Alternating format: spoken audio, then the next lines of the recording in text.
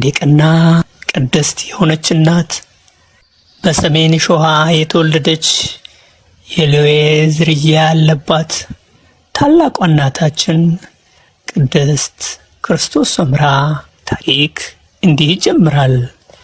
በኢትዮጵያ ያሉት ጻድቃን በአብዛኛዎቹ የሌዊ ዘር አላቸው ተብሎ ይታመናልና እነሆ ክርስቶስ ሰምራ። ቅድስት ክርስቶስ ሰምራ በሀገራችን የቅድስናና የሰማዕትነት ታሪክ ሴቶች ብዙም ስማቸው አይነሳም። ብዙ ጊዜ ወንዶች ለተጋድሎ ሆነ ለመናኔ ሲወጡ የእነሱን ገድልና ሥራ አብሯቸው ያለ ተከታይ ወይም ደቀ መዝሙራቸው ታሪካቸውን ይጽፍላቸዋል። የሴቶችን ግን የዚህ ዕድል አያጋጥማቸውም። በመሆኑ ብዙ በቅድስና እና በሰማዕትነት ያለፉ እናቶቻችን ሥራቸው ለእኛ ለልጆቻቸው መማሪያ መጽናኛ ሳይሆን ቀርቷል። ዛሬ በሀገራችንም ይሁን በውጭ ሀገራት በቅድስና ተጋድሏ የምትታወቀውን የእናታችንን የቅድስት ክርስቶስ ሰምራን ታሪክ እንዲህ ይዘን ቀርበናል። ተከታተሉን። የክርስቶስ ሰምራ አምላክ ሆይ እርዳን፣ ባርከን፣ ቀድሰን፣ ከዘመኑ ረሃብ፣ ጦርነት፣ በሽታና መዓት ጠብቀን አውጣን። አሜን።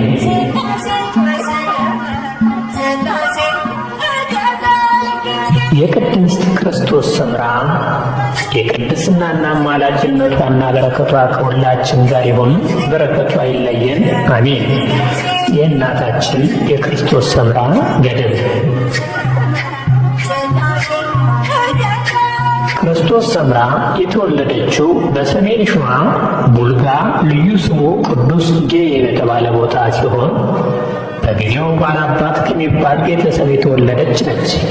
አባቷ ደረሳኔ እናቷም እለኔ ይባላሉ። እግዚአብሔርን የሚፈሩ ደጋግ፣ በሃይማኖት የጸኑ፣ በበጎ ምግባር የከበሩ ነበሩና ይህችን በእግዚአብሔር የተመረጠችና የከበረች ልጅ ከወለዱ በኋላ በሥርዓት አሳድገው የእግዚአብሔርን ትእዛዝ ብሉይና ሐዲሳትን አስተማሯት።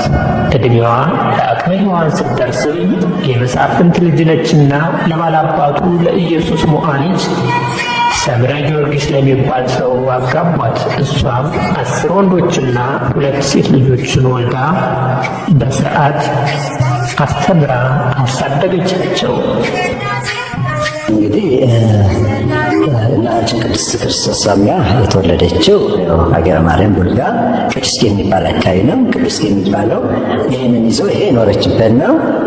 ከዚች 4 ኪሎ ሜትር ደግሞ ወደ ታች ወደ ቆላ ሄደን ደግሞ የተወለደችበት ቦታ አለ።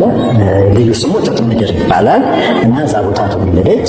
ክርስትና የተነሳችበት ደግሞ ከላይ ቤተክርስቲያን እናታች የቅድስት ድንግል ማርያም አለ። እዛ ክርስትና ተነስታ እንግዲህ እናት አባቷ ቤት እግዚአብሔርና በሰው ፊት ጸጋ ሞገስን ተቆናጽታ አደገች። እናትና አባቷ እንግዲህ አባቷ ደረሳኔ ይባላል፣ እናቷ እሌኒ ትባላለች። እንግዲህ እናታችን ቅድስት ክርስቶስ ሰምራ ያው እናትና አባቷ ቤት እዚህ ታች ቆላው ላይ እናትና አባቷ ቤት ለአቅመ ሔዋን እስከምትደርስ ድረስ 15 ዓመት እስከሆነ ድረስ እዛ ቆየች። በመጨረሻም ለመስፍኑ ኢየሱስ ሞዓ የሚባል ልጁ ሰምረ ጊዮርጊስ የሚባል ለሰምረ ጊዮርጊስ በ15 ዓመቷ ተዳረች።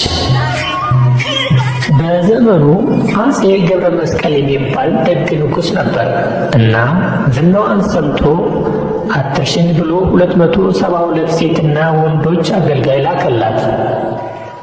ይህማ ከንቱ ውዳሴ ሊሆንብኝ አይደለም? መጽሐፍ ቢሆን ይነበብ ይጸለይበት፣ ገንዘብ ቢሆን ይመጸወት ነበር ብላ ወደ እግዚአብሔር አመለከተች።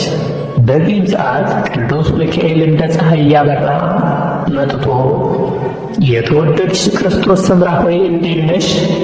እግዚአብሔር በቸርነቱ የሰጠሽን ሀብትስ አንቺ ተመገቢ ብሎ ሰጣት። እሷም ተቀብላ ፈጣሪዋን አመስግና ተመገበች። ከተመገበችም በኋላ መንፈስ ቅዱስ በሰውነቷ ሞላባት። በዚህም የተነሳ ብዙ ዘመን እህል ውሃ ሳትቀምስ ቆየች። ቅዱስ ሚካኤልም ከእንግዲህ የእግዚአብሔር በረከት ከአንቺ ጋር ይሁን፣ በስሜም ቤተ ክርስቲያን ስሪ ብሎ ባርኳት ሄደ። እሷ እርሷም የአደገኛ ንጉሥ የሰጣትን አገልጋዮች ቤተ ክርስቲያን ስሩ፣ አጸድ ትከሉ አለቻቸው። እነሱም ቤተ ክርስቲያን ሰሩ፣ አጸዱንም ተከሉ። ሥራውም ካበቃ በኋላ ታቦተ ሚካኤልን አስገባች። ለእሷም በሰው ልጅ እጅ ያልተቀረጸ ኅብሩ የማይታወቅ ወንበር አምጥቶ እንቺ አስቀድሽበት ብሎ ሰጣት። ከዚህ በኋላ እሷም እግዚአብሔርን እያመሰገነች ስትኖር አንድ ቀን የአደገኛ ንጉሥ ከሰጣት ሴት አገልጋይ ርኩስ መንፈስ የተጠናወጣት ነበረችና ከክፋቷ እንድትመለስ ብትመክራት በጎነትን አልፈቀደችምና አዘነችባት። በዚህም የተነሳ አገልጋያ ሞተች።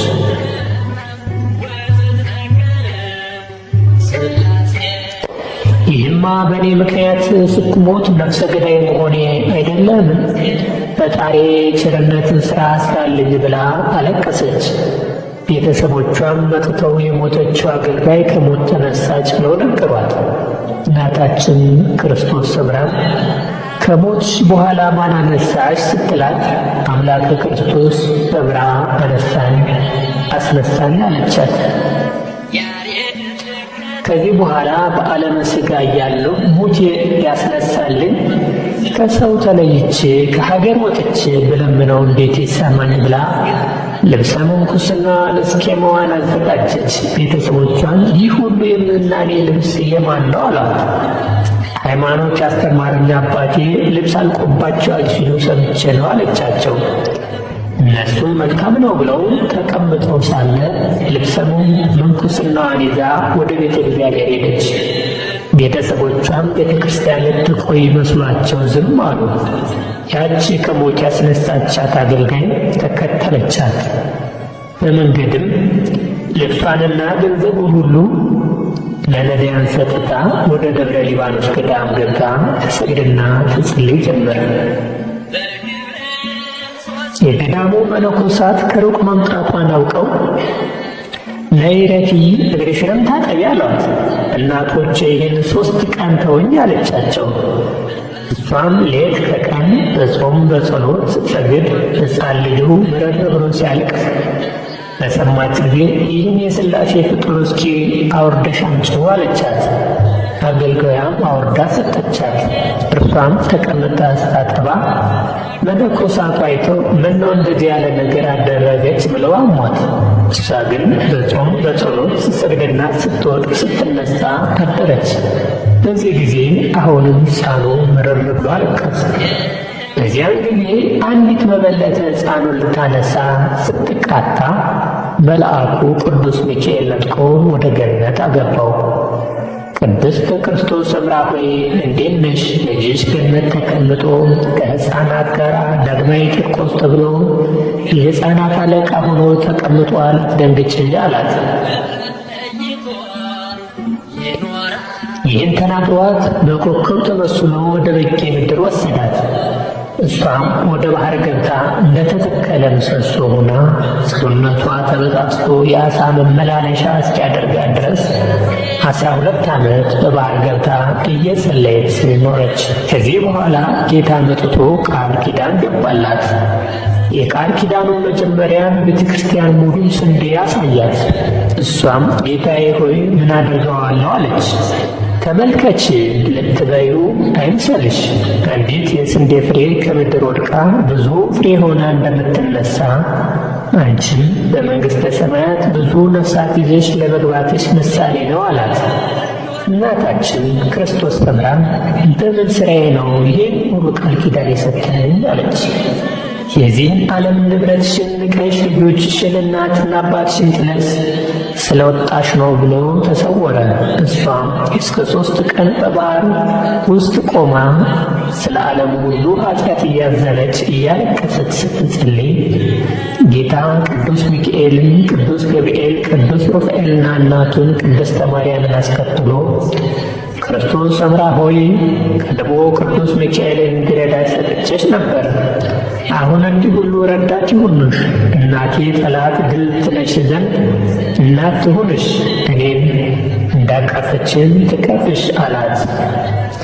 የእመቤታችንን ልጄ ወዳጄ ክርስቶስ ሰምራ በአንተና በቅዱስ ሚካኤል ላይ ፍቅሯ የጸና ነው ብላ ስትናገር ክርስቶስ ሰምራ በፊቷ ከምድር ወደቀች። እመቤታችንም የልጄ ወዳጄ የነፍስ ሁሉ አማላጅ ብላ አነሳቻት፣ አቀፈቻት። ልጄ ያዘንዘልሽን ፈጸምኩልሽ፣ ከእንግዲህ እግዚአብሔር አይለይሽ ብላ ባረከቻት። ከዚህ በኋላ በሀገሩ ሁሉ 3 ዓመት ረሃብና ድርቅ ገብቶ ሰው ሁሉ ወድቆ አሞራ ሲጫወትበት አይታ አዘነች። አቤቱ ጌታዬ ይህን ዓለም ለምን ፈጠርከው? እንዲህ አላፊ ጠፊ ከሆነ ቢቀር አይሻለንም ነበር? ክቡር ዳዊት ሰው ዕፀ ከንቱ ይመስላል እንዳለ ዕፀ ከንቱ ዕለት በቅላ ዕለት አብባ ዕለቱን አፍርታ ዕለቱን ደርቃ ወድቃ ታድራለች። የሰውም ነገር ይህን ይመስላል ብላ አለቀሰች። በዚህ ጊዜ ወዳጄ ክርስቶስ ሰምራ ሆይ አዳም ከነልጆቹ ከሠራው ኃጢአትና እኔ በዕለት ዓርብ ከተቀበልኩት 13 ሕማማተ መስቀል ይህንን በልብሽ ብትመዝኚው ወደ ማን ያደላል ይመስልሻል? ቢላት መልስ ለመስጠት ተሳናት። መሳፍንት ስለነበሩ እነሱ ደግሞ ከዚህ ከአካባቢ ከምታውቁ ደግሞ የተሻለ ደልዳላና የተመቸ ቦታ ስለነበረ እዚች ቤተክርስቲያን ያለው ቦታ ላይ አምጥቶ እዚህናችን ቅድስት ክርስቶስ ሰምራ ለትዳሮች እዚህ ያስቀመጣት እና እናታችን ቅድስት ክርስቶስ ሰምራ እዚህ ላይ እንግዲህ 12 ልጆቿን የወለደችበት የመጀመሪያዋ እንግዲህ ተባቷንም በተናዋንም ከትዳሯ ጋር ሁለቱም አንዱን ሳያግድባት ቅድስናውን ከትዳር ጋር አሁን ደግሞ ከቅድስና ጋር ሁለቱን አስተባብራ ይዛ የኖረችበት የዚህ ቦታ ላይ እንግዲህ ለ331 ዓመት እዚህ ግቢ ውስጥ ኖራለች እናታችን ቅድስት ክርስቶስ ሰምራ። ጤና ይስጥልኝ። ሰላም ዋሉ። የየካ ሚካኤል ቤተክርስቲያን የሚያሰራው ህንፃ ቤተሰሊሆም አጠቃላይ ሆስፒታል አካውንቱ 1,076,40,87 ከዚህ በኋላ አቤቱ ፈጣሪ እኔን ባሪያህን ከክፉ ነገር ሰውረኸኛልና ዲያብሎስንም ትምረው ዘንድ እለምንሃለሁ። ይኸውም ወድጄው አይደለም፣ ስለ አዳምና ለልጆቹ ስለ 70 ዓለም ሥጋቸው ሥጋዬ ስለሆነ እንዳያስታቸው ክፉ ሥራ እንዳያሰራቸው ብዬ ነው ማረልኝ ማለቴ አለች።